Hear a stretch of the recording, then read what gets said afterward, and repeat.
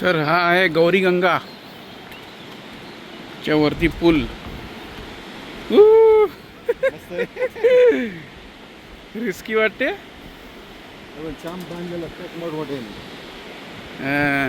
बाप रे, असं आहे. पाणी खूप फास्ट आहे. आपण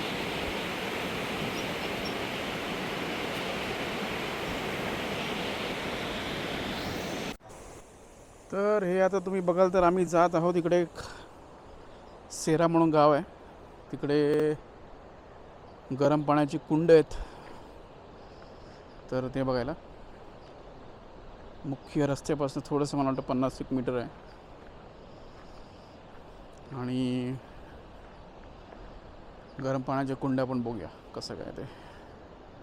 वाजलेले आहेत सकाळचे 11:30. म्हणजे आपल्याला इकडे पोचेपर्यंत 1.5 तास लागला. मस्त आहे. आणि इकडनं नंतर आहे जॉलजिबी,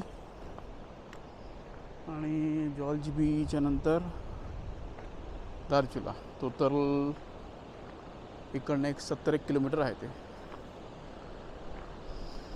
तर हा जो रस्ता तुम्ही बघितलात ना, लेफ्टला जातोय तो, समोर दिसते की नाही माहीत नाही, हा आहे हॉट स्प्रिंग वॉटर. हॉट स्प्रिंगकडे असं आहे. ते पण गरम पाणी.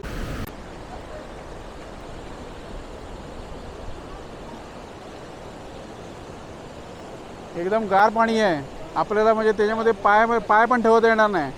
2 मिनटामध्ये गार होणार ते.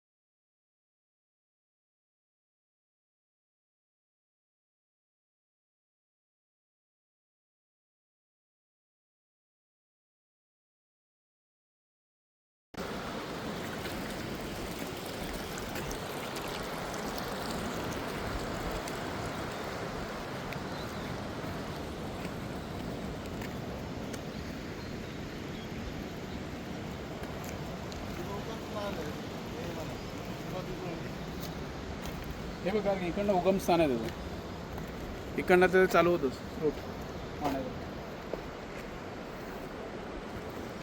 चला 50 मीटर म्हणजे पण भरपूर वाटतात ना आपल्याला. ते जास्त होतं 50 मीटर म्हणजे 150 मीटर झालं रिटर्न 150-200 झालं. वॉटरफॉल पॉईंट वाटतो.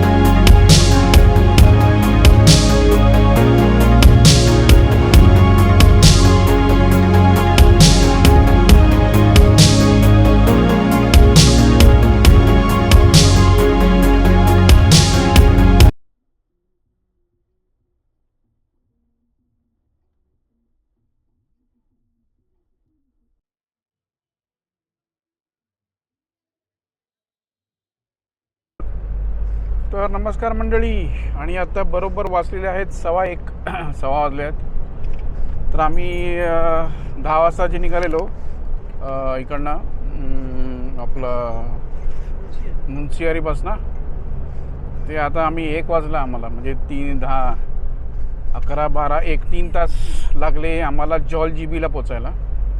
आणि इकडनं आता जॉलजिबीवरून तो जो धारचुला आहे ते आहे एक अंदाजन 30-25 किलोमीटर आहे. आणि इकडनं हा रस्ता थोडासा तर चांगला आहे, म्हणजे ॲटलिस्ट वाईड रस्ता आहे. पण तो पुढचा जो रस्ता होता तो एकदम सिंगल एकेरी होता. पण रस्ता चांगला होता, पण थोडंसं उतरण जास्ती होती. आणि नंतर नदीच्या किनाऱ्यावरून रस्ता होता. तर आपला KMBN या ठिकाणी आज बुकिंग आहे. आणि नंतर आपण तिकडेच हे करून गाडीतलं सामान वगैरे काढून वगैरे नेपाळ बॉर्डर जी आहे तिकडे आपण फिरायला जाणार. हा होता छोटासा अपडेट.